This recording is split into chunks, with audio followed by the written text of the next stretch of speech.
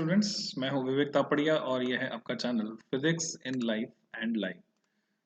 हम लोग कर रहे थे एनसीईआरटी रीड अलोंग एक्सरसाइज। उसमें थर्मल प्रॉपर्टीज ऑफ मैटर के 15 क्वेश्चन हम सॉल्व कर चुके हैं बच्चों। यह है चैप्टर नंबर 11। सो 16वां क्वेश्चन ये है, 16 क्वेश्चन 11.16। तो आप अपनी एनसीईआरटी ओपन कर सकते हैं बच्चों। एनसीईआरटी बुक पेज नंबर 497 या 98 होगा around. So let's start with 11.16। तो इस क्वेश्चन में जो पूछा गया है वो अगर मैं आपसे डिस्कस करूं, answer the following questions based on the PT phase diagram of carbon dioxide. तो CO2 का प्रेशर टेम्परेचर फेज डायग्राम दिया गया है या नहीं दिया गया है तो आप बुक में देख सकते हैं। उसके बेसिस पर आपको जवाब देना है। 4 पार्ट में क्वेश्चन है, A B C and D। और फिर से उसी पर बेस्ड आगे अगला क्वेश्चन भी है। तो पार्ट ए में पूछा, at what temperature and pressure can the solid, liquid and vapour phases of CO2 को एग्जिस्ट इन इक्विलिब्रियम। तीनों के तीनों को एग्जिस्ट कौन से टेम्परेचर और प्रेशर पे करेंगे। तो जब हम पीटी डायग्राम देखते हैं, पीटी फेज डायग्राम, तो वहां पर ये ट्रिपल पॉइंट होता है जिसका टेम्परेचर और प्रेशर हम वहां से रीड कर सकते हैं। What is the effect of decrease of pressure on fusion and boiling point of CO2। Water के रेफरेंस में आप जानते हैं क्या होता है, उसी रेफरेंस में अगर बात करें तो आप ये इफेक्ट प्रेडिक्ट कर सकते हैं कि अगर प्रेशर घटाएंगे तो फ्यूजन यानी मेल्टिंग पॉइंट का क्या होगा एंड बॉइलिंग पॉइंट का क्या होगा। तो उसके बेसिस पे आप जवाब दे सकते हैं। What are the critical temperature and pressure for CO2। Critical values क्या है। क्रिटिकल वैल्यूज, कोई भी ऐसी वैल्यू क्रिटिकल वैल्यू कहलाती है जहां पे कोई चेंज हो रहा है।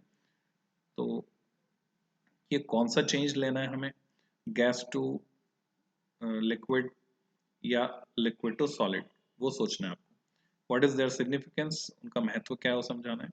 इस CO2 सॉलिड, लिक्विड और gas at -70 degree centigrade under 180 m। इस पीटी डायग्राम के बेसिस पर ही आपको रीड करके उस डायग्राम से बताना है कि -70 डिग्री पर और 1 एटमॉस्फेरिक प्रेशर पर ये कौन सा रीजन होगा, यानी सॉलिड रीजन में आएगा, लिक्विड में या गैस में आएगा। और -60 डिग्री पर अंडर 10 एटमॉस्फेरिक, माइनस और +15 डिग्री अंडर 56 एटमॉस्फेरिक। तो ये हमें सब कुछ रीड करके बताना है प्रेशर टेम्परेचर डायग्राम की मदद से CO2 के। So let's see the solution. जो इसमें एनसीईआरटी में आंसर दिए हुए हैं, ट्रिपल पॉइंट का टेम्परेचर है -56.6 डिग्री सेंटीग्रेड, प्रेशर है 5.11 एटमॉस्फेरिक। वो the boiling point and freezing point CO2 decrease हो जाएंगे अगर हम प्रेशर घटाते हैं। क्रिटिकल टेम्परेचर और प्रेशर जो है CO2 का 31.1 डिग्री सेंटीग्रेड 73 एटमॉस्फेरिक पे है, और इसके ऊपर CO2 जो है लिक्विफाई नहीं हो सकती। अब ये कैसे हम अंदाजा लगा पा रहे हैं, तो हमें ये ग्राफ से देखना पड़ेगा कौन से स्टेट में होगा। डी पार्ट में, डी पार्ट के फर्दर 3 सब पार्ट्स हैं। So let see the detail solution. ये कार्बन डाइऑक्साइड का पीटी फेज डायग्राम, ठीक है। यहाँ से हमें ट्रिपल पॉइंट का प्रेशर पता चल रहा है और टेम्परेचर पता चल रहा है। तो इसके बेसिस पे हम जवाब दे सकते हैं at what temperature and pressure. तो लिक्विड एंड वेपर फेज को एग्जिस्ट, ये 56.6 degree centigrade and pressure 5.11 atm। NCERT का आंसर देखेंगे तो सेम है।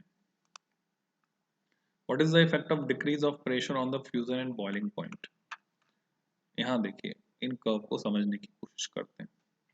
फ्यूजन एंड बॉइलिंग, ये फ्यूजन कर्व हुआ सॉलिड से लिक्विड में, और ये हुआ बॉइलिंग लिक्विड से, और ये सब्लिमेशन कर्व यहाँ से लेकर यहाँ तक सॉलिड से सीधे वेपर में। तो अगर हम इंक्रीज कर रहे हैं, आपसे पूछा गया है what is the effect of decrease, decrease कर रहे हैं, डिक्रीज ऑफ प्रेशर, प्रेशर को घटा रहे हैं, तो फ्यूजन और बॉइलिंग पॉइंट पे।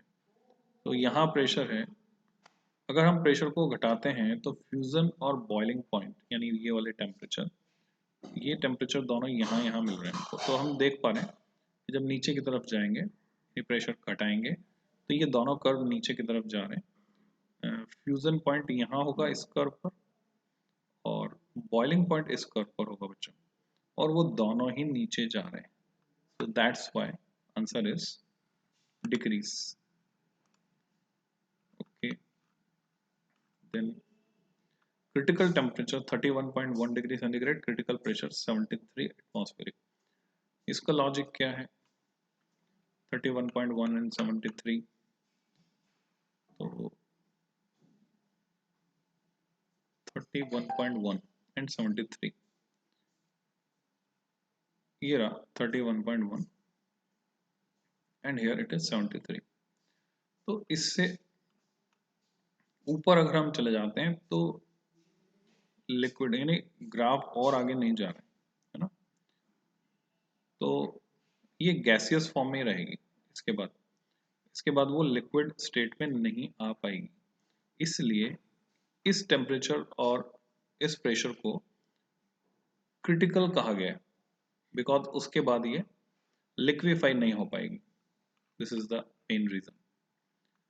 और फिर पूछा गया आपसे व्हाट आर द, अच्छा इस CO2 सिग्निफिकेंस यहाँ नहीं बताइए, बस आंसर दिया है। और ये आप पता कर सकते हैं -70 डिग्री 1 एटमॉस्फेरिक, कैसे पता करना है? और जो फर्स्ट पार्ट है -70 1 एटमॉस्फेरिक, अगर हम इसके ग्राफ में देखें -70 निश्चित रूप से, अच्छा ओके ओके ओके, सो गलती पकड़ में आ गई बच्चों, मैं ओरिजिन की तरफ जा रहा था। -70 तो इधर मिलेगा हमको, ये तो नेगेटिव में और ज्यादा मिलेगा, ठीक है, तो -70 यहाँ मिलेगा, तो डेफिनेटली वो वेपर फेज है। So now it's clear atmospheric. -60 degree 10 atmospheric. दूसरे वाले को चेक करते हैं, सेकंड वाले को। दूसरे वाले में पूछा है 10 एटमॉस्फेरिक -60 डिग्री, -60 -56 -60 10 ATM, 10 यहाँ कहीं आएगा, ये भी सॉलिड आ रहा है, एनसीईआरटी का आंसर है solid, this is quite okay. और थर्ड पार्ट जो पूछा है 15 डिग्री 56 एटमॉस्फेरिक, 15 डिग्री यहाँ 56, ओके इससे कम आ रहा है तो लिक्विड आ रहा है, तो इसका जो आंसर है it's quite okay. Next question पे चलते हैं, ये है 11.17, answer the following questions based on PT phase diagram of CO2. Again, CO2 at 1 atmospheric pressure and temperature -60 degrees compressed isothermally, does it go through a liquid phase? Liquid phase में जाएगी कि नहीं जाएगी?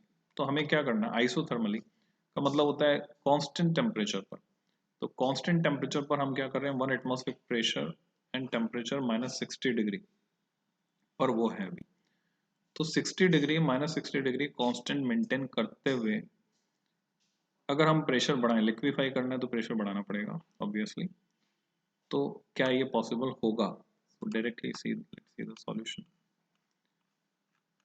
क्वेश्चन नंबर 17, इसके लिए हमें graph तो देखना ही पड़ेगा। -60 degree compress, does it go through? So describe qualitatively. -65 degree पर अगर हम बात करें, it is heated up to room temperature at constant pressure. Describe, ये तो सारे क्वेश्चंस ही बच्चों, सॉल्यूशन यहाँ है। Answer is no. Why it is no? Isothermally liquefy होगी कि नहीं होगी? सो ग्राफ देखते हैं, ग्राफ यहाँ पर खोल लेता हूँ। -60 जो है 56 के बाद आएगा इधर, -60 1 एटमॉस्फेरिक, और -60 पर ही ला रहे हैं, इधर नीचे जा रहे हैं, तो वेपर से लिक्विड में आने का कोई चांस नहीं है, that's why answer is no. Then next part जो है क्वेश्चन का, what happens when CO2 at 4 atmospheric pressure is cooled? 4 atmospheric से उसको ठंडा कर रहे हैं, कांस्टेंट प्रेशर पर ठंडा कर रहे हैं, ये रहा, प्रेशर इज कांस्टेंट 1 एटमॉस्फेरिक, और इसको हम ठंडा कर रहे हैं, ठंडा कर रहे हैं मतलब प्रेशर तो इतना ही रहेगा, टेम्परेचर कम कर रहे हैं, तो फिर से नीचे जाएगी, नीचे नहीं जाएगी, इधर जाएगी, इधर जाएगी, तो ये वेपर से सॉलिड फेज में कन्वर्ट हो जाएगी। -60 जो है वो यहाँ कहीं है, और जैसे जैसे ठंडा करेंगे 1 एटमॉस्फेरिक पर प्रेशर कांस्टेंट रखते हुए हॉरिजॉन्टली मूव करेंगे, so it get converted into solid state. So let's see the solution. Answer क्या है इसका? It condenses to solid directly. यानी ये क्या हुआ? सब्लिमेशन का रिवर्स प्रोसेस। सब्लिमेशन के रिवर्स प्रोसेस को क्या बोलते हैं नाम, वो आप ढूंढिए, गूगल कीजिए, तो सब्लिमेशन का रिवर्स प्रोसेस हुआ। फिर नेक्स्ट पार्ट में पूछा है, describe qualitatively the changes in a given mass of solid CO2 at 10 atm pressure and temperature -65 as it is heated up to room temperature at constant pressure. Pressure को constant रखते हुए गर्म कर रहे हैं -65 से, -65 से गर्म कर रहे हैं, -65 यहाँ पर, और इसको गर्म कर रहे हैं, यानी ये इंक्रीजिंग टेम्परेचर। प्रेशर कांस्टेंट रखा है हमने, प्रेशर हमने रखा है 10 एटमॉस्फेरिक, 10 एटमॉस्फेरिक है यहाँ कहीं 5, suppose here somewhere 10 and here 60, solid गर्म कर रहे हैं मतलब टेम्परेचर बढ़ा रहे हैं, टेम्परेचर बढ़ा रहे हैं, पहले लिक्विड में बदलेगी फिर गैस में बदल जाएगी टेम्परेचर बढ़ाते बढ़ाते। So the answer explanation is the fusion and boiling point S are given by the intersection point where this parallel line cuts the fusion and vaporization curves. It departs from ideal gas behavior as pressure increases. Okay, it get converted, ऐसे हम कह सकते हैं। Explanation: the PT phase diagram for CO2 is shown in following figure. At 1 atmospheric pressure at -60 degrees CO2 lies to the left. ये first part का answer है, hence it lies in vapors. CO2 condenses in solid state directly. Explanation है 4 atmospheric pressure पे CO2 lies below 5.11 atm, hence it lies in the region of vapors and solid phases. इसलिए condense हो रही है solid state में directly without passing through liquid state. Temperature of a mass of solid CO2 at 10 atmospheric pressure is increased. It changes to liquid phase then to vapor phase. It forms a line parallel to the temperature axis at 10 atm. The fusion and boiling points are given by the intersection point, where this parallel line cuts the fusion and vaporization curve. फिर next जो है question का part, CO2 is heated to a temperature 70 degree and compressed isothermally. Constant temperature पर compress कर रहे हैं मतलब pressure बढ़ा रहे हैं, तो प्रॉपर्टीज में क्या चेंज होने वाला है? CO2 heated 70 degree and compressed iso, then it will not exhibit any transition to the liquid state. This is because 70 degree is higher than critical temperature of CO2. It will remain in vapor state but will depart from its ideal behavior. जैसे जैसे pressure बढ़ जाएगा तो 73 is the critical pressure. Temperature हमने रखा है constant, अब आप प्रेशर बढ़ाते जा रहे हैं तो इधर ऊपर जाएंगे तो कन्वर्जन नहीं होने वाला है, यानी लिक्विड स्टेट में नहीं आएगी। ये हमने डिस्कस किया बच्चों 17 क्वेश्चन। नेक्स्ट 18 पे चलते हैं। क्वेश्चन नंबर 18 ये वाला है, child running a temperature of 101 degree Fahrenheit is given. अच्छा, तो बुखार आ गया बच्चे को, एंटीपायरिन एंटीपायरेटिक देते हैं, जो बुखार उतारने की ड्रग्स होती है बच्चों, दवाइयाँ, उनको बोलते हैं antipyretic.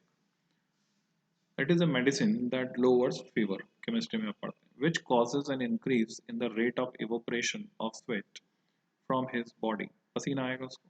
If the fever is brought down to 98 degree Fahrenheit in 20 minutes, 20 minute में 98 पे ले आए, what is the average rate of extra evaporation caused by the drug? वो हमें calculate करना है।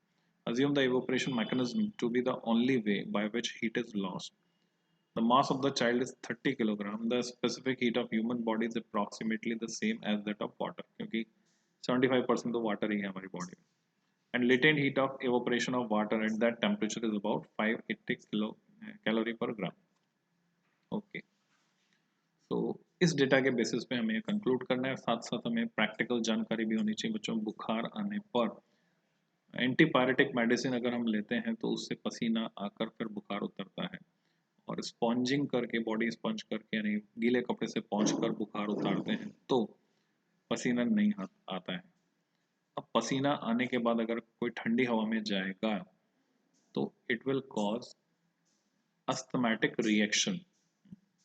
Just observe the situation and you can predict what will happen. So किस तरह की बॉडी है कि क्या चीज़ सूट करती, क्या चीज़ नहीं सूट करती, इसका ध्यान रखना पड़ता है. कई बार ये एंटीपायरेटिक मेडिसिन हजार्डस हो सकती है, तो बुखार उतारने के लिए कौन सा तरीका इस्तेमाल करना चाहिए ये डिफरेंट पर्सन्स के लिए डिफरेंटली डिपेंड करता है. ओके, अब चलते हैं हम क्वेश्चन के सॉल्यूशन पर. जो आंसर दिया है एनसीईआरटी में वो यहाँ पर है स्ट्रेट फॉरवर्ड, 4.3 ग्राम पर मिनट. डिटेल सॉल्यूशन में अगर मैं जाता हूँ देन यहाँ नंबर डिफरेंट है बच्चों, पुरानी एनसीईआरटी थी. Fall in temperature 101 minus 98, 3 degree Fahrenheit. 1 degree Fahrenheit 5/9 degree centigrade, 3 degree Fahrenheit को कन्वर्ट कर लिया 5/3 degree centigrade. Mass of child 30 kg, specific heat 1000 calorie per kg per degree centigrade. H equal to mc delta theta हमने यहाँ पे लगाया. Now latent heat of evaporation, उसको भी काम में लेना पड़ेगा.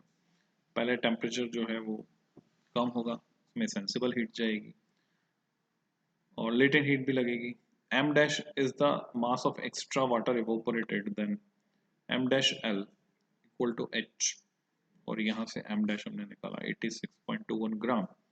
Average rate of extra evaporation of water वो निकालेंगे तो m डैश को 20 से डिवाइड किया. 20 से क्यों डिवाइड किया? क्योंकि 20 मिनट में ये बुखार उतार रहे हैं, तो इतना मास 20 मिनट में कम हो रहा है, इसलिए यूनिट आ रही ग्राम पर मिनट, ये 4.31 ग्राम पर मिनट. दोबारा से रिवाइज करते हैं बच्चों सॉल्यूशन को. This is another version of solution. Given data हमने लिखा T1 101 degree Fahrenheit, T2 98 degree Fahrenheit. Change in temperature को कन्वर्ट कर दिया हमने डिग्री सेंटीग्रेड में. Time taken to reduce the temperature 20 minute है. मास 30 kg है. स्पेसिफिक हीट हमारे पास है, लेटेंट हीट भी हमारे पास. तो हमने mc डेल्टा t फॉर्मूला लगाया और 50,000 कैलोरी हीट का लॉस हो रहा है. अगर m1 मास जो है वो कन्वर्ट हुआ है, इवोपरेट हुआ है बच्चे की बॉडी से 20 मिनट में, तो loss of heat through water is 1 by, यहाँ से हमने सीधे सीधे डेल्टा थीटा जो यहाँ कैलकुलेट किया था उसको रखा, एल की वैल्यू को रखा और 86.2 ग्राम ये डेटा हमारे पास आया. तो average rate of extra evaporation जो है ड्रग ने जो किया वो कितना किया, 86.2 डिवाइडेड बाय 20 आना चाहिए. ठीक है, 200 नहीं है, मिसप्रिंट है. 20 मिनट तो आगे 4.3 ग्राम पर मिनट. बच्चों नेक्स्ट लेक्चर में आगे डिस्कस